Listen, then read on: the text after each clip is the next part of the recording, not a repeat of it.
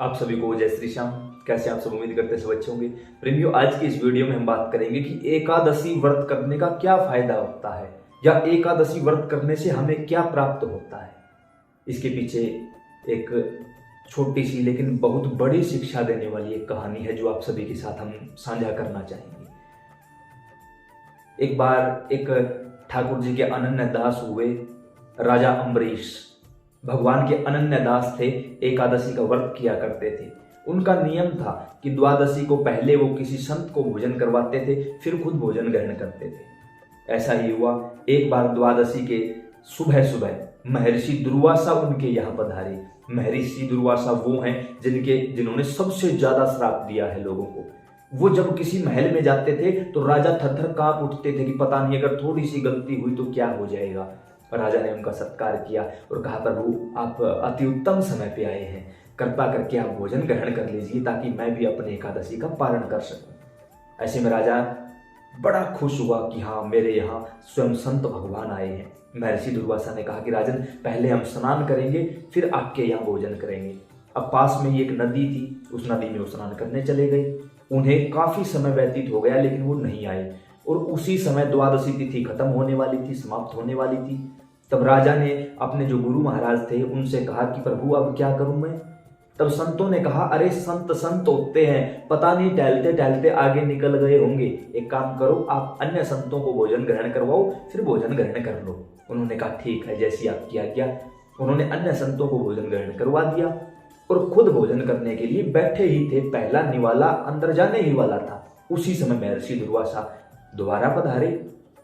उनको देखकर आग बबूला हो गए महर्षि। कहा, रे दुष्ट, पहले मुझे भोजन के लिए कहता है और फिर मेरे पीछे से चुपके चुपके भोजन करने जा रहा था। तूने हमारी अवहेलना की है, हम इसका दंड देंगे। और उसी समय महर्षि दुर्वासा ने कर्त्या नाम की एक राक्षसी को प्रकट किया और आदेश दिया कि तत्काल राजा का वध कर दो, मार डालो। कर्त्या नामक राक्षसी भागी राजा की तरफ। जैसे ही मारना चाहा, उसी समय श्री नारायण भगवान का सुदर्शन चक्र वहां प्रकट हुआ और उसने उस कर्त्या नामक राक्षसी का वध कर दिया, मार डाला उसको। और अब सुदर्शन चक्र महर्षि दुर्वासा के पीछे पीछे उन्हें मारने के लिए। अब हर कोई वहां हतप्रभ था कि ये क्या हुआ, कैसे हुआ। वहीं से दौड़े महर्षि दुर्वासा, क्योंकि उन्हें ज्ञान था सुदर्शन चक्र है, आसानी से मानने वाला नहीं है। पहुंच गए ब्रह्मलोक में, जहां परमपिता परमात्मा श्री ब्रह्मा जी भगवान नारायण का ध्यान कर रहे थे। ब्रह्मलोक में पहुंचकर सारी बात बताई। ब्रह्मा जी ने कहा, जितना जल्दी हो सके ब्रह्मलोक खाली कर दीजिए, अन्यथा ये चक्र आपके साथ हमें भी नुकसान में डालेगा। हम नहीं बचा सकते तो क्या करूं? भगवान शिव के पास जाइए। भगवान शिव के पास कैलाश धाम पहुंचे, भगवान शिव की शरण में पहुंचे। भगवान शिव ने आसन दिया कि भगवान आप विराजिए। देखिए, भगवान शिव भी संत को भगवान कह के संबोधित कर रहे हैं। तब संत ने कहा कि प्रभु सुदर्शन से रक्षा करिए। त्रिभुवनपति भगवान शंकर ने हाथ जोड़ दिए और कहा, प्रभु मैं आपके लिए अपने प्राणों को न्यौछावर करने के लिए तैयार हूं, लेकिन मैं सुदर्शन का सामना नहीं कर सकता। लेकिन उपाय बता सकता हूं। क्या? जिनका सुदर्शन है उन्हीं के पास जाइए।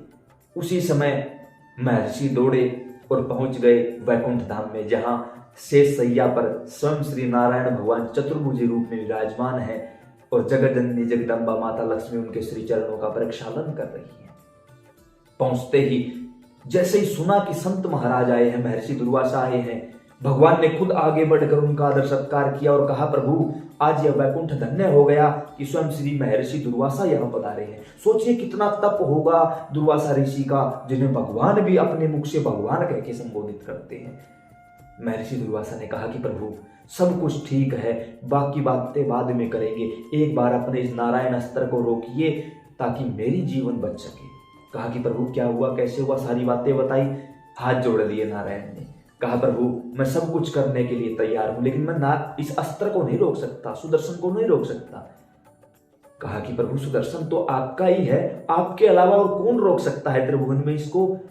कहा कि प्रभु मैं कुछ भी करने के लिए तैयार हूं, लेकिन मैं एक काम नहीं कर सकता। क्या? मैं 24 घंटे जो मेरे पांव दबाती है उस लक्ष्मी को भी छोड़ सकता हूं। 24 घंटे जिस शेषनाग की सैया पर मैं रहता हूं, मैं शेषनाग का भी त्याग कर सकता हूं। हर एक क्षण 24 घंटे मैं अपने मन मंदिर में जिन भगवान शिव का ध्यान करता हूं, मैं भगवान शिव को भी छोड़ सकता हूं, लेकिन एक क्षण के लिए भी मैं या मेरा सुदर्शन चक्र अपने भगत को नहीं छोड़ सकता। जिन भक्तों ने अपने आप को मुझे न्योछावर कर रखा है, मेरा सुदर्शन चक्र मेरा ही रूप धारण करके 24 घंटे 365 दिन उसकी रक्षा में खड़ा है। और मैंने आदेश दिया है कि अगर मेरे भगत की तरफ कोई गंदी नजर से देख भी ले तो उसको उसी समय जलाकर भस्म कर दिया जाए। और यहां हम कहते हैं कि भगवान सुन नहीं रहे, भगवान हमें भूल गए, भगवान हमसे नाराज चल रहे हैं, भगवान ने हाथ छोड़ दिया, हजारों प्रकार के बहाने बनाते हैं। अरे एक बार नारायण से तो सुनो, वो क्या कह रहे हैं भक्तों के लिए कि मैं भगवान शिव का त्याग कर सकता हूं, लक्ष्मी का, शेषनाग की सैया का त्याग कर सकता हूं, लेकिन एक क्षण के लिए भी मैं अपने भक्तों का त्याग नहीं कर सकता। और जो भक्तों के विपरीत खड़े हैं, विरोध में खड़े हैं, उनको मेरा सुदर्शन एक क्षण में जलाकर भस्म कर देता है। जैसे कि आज आप कहा, प्रभु कोई रास्ता तो बताइए। नारायण ने कहा एक ही रास्ता है, अगर मेरा भक्त माफ कर देगा तो सुदर्शन रुक जाएगा, और कोई रास्ता नहीं है। उसी समय सब समझ गए, महर्षि दुर्वासा भागे और आके अम्बरीश के पांव पकड़ लिए। कुछ संतों ने कहा कि जब दुर्वासा ऋषि वापस आए तो अम्बरीश अपने भवन के ड्योढ़ी पर खड़े थे और उन्हें यकीन था कि महर्षि दुर्वासा जरूर आएंगे। महर्षि दुर्वासा पांव की तरफ आने लगे। राजा ने साष्टांग दंडवत प्रणाम किया और कहा, हे प्रभु, इस दास से ऐसा कौन सा अपराध हो गया कि आप ऐसे ऐसे भागे फिर रहे हो? देखो, जिन्होंने कोई गलती नहीं की वो खुद की गलतियां मान रहे हैं। ये होती है भक्त वत्सलता, ये होते हैं सच्चे भक्त के लक्षण, सच्चे प्रेमी के लक्षण। महर्षि ने कहा कि हे अम्बरीश, बाकी बातें बाद में, पहले सुदर्शन को रोको। हाथ जोड़ लिए अम्बरीश ने, कहा कि हे श्री सुदर्शन महाराज, अगर मैंने जिंदगी में एक बार भी सच्चे दिल से एकादशी का व्रत किया हो तो आप शांत हो जाइए और इनकी जान बख्श दीजिए। अगर इनके बदले मेरे प्राण आपको लेने हैं तो मैं तैयार हूं। उसी समय नारायण अस्त्र शांत हो गया और ब्रह्मा विष्णु महेश तीनों एक साथ त्रिदेव प्रकट हुए और कहा कि राजन, आपकी परीक्षा चल रही थी, आप परीक्षा में पास हुए।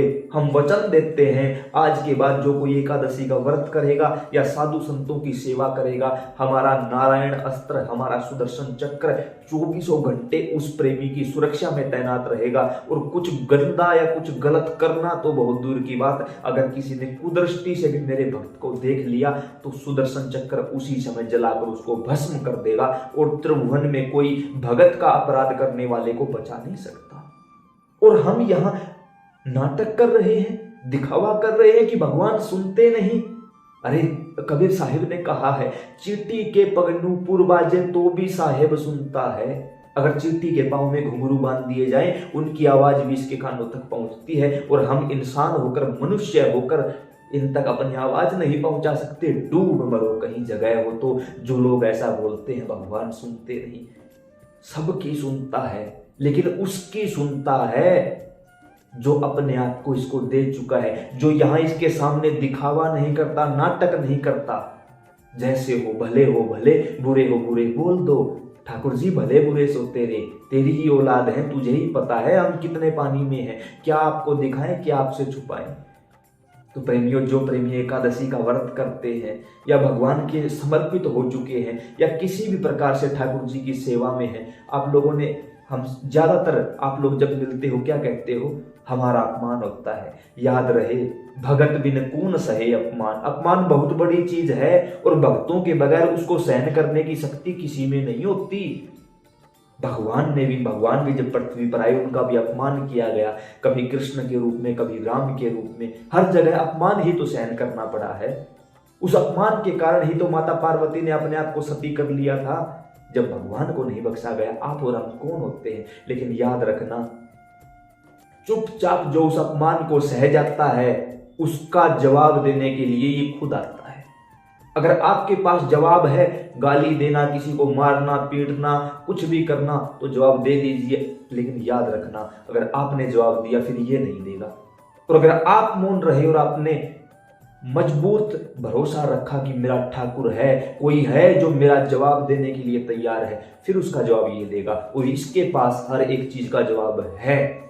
और इसके जवाब का किसी के पास तोड़ नहीं है। तो उम्मीद करता हूं आप समझ गए होंगे जो हम कहना चाहते हैं। इस वीडियो को अन्य प्रेमियों के साथ शेयर करिए। अगर आप एकादशी का व्रत करते हो तो अपने आप को भगवान का सच्चा प्रेमी मानते हो तो इस वीडियो को कम से कम एक प्रेमी 11 लोगों को जरूर दिखाएगा। यह जिम्मेवारी अब हम आपके हिस्से लगाते हैं। आपका अपना यूट्यूब चैनल है, फेसबुक पर देख रहे हो, आपका अपना परिवार है, जुड़ जाइए इस परिवार के साथ। हजारों वीडियो को तो वैसे ही लाइक शेयर करते होगे, एक बार बाबा की इस जानकारी को भी आगे पहुंचाइए। बाकी आपकी मर्जी। जय श्री श्याम।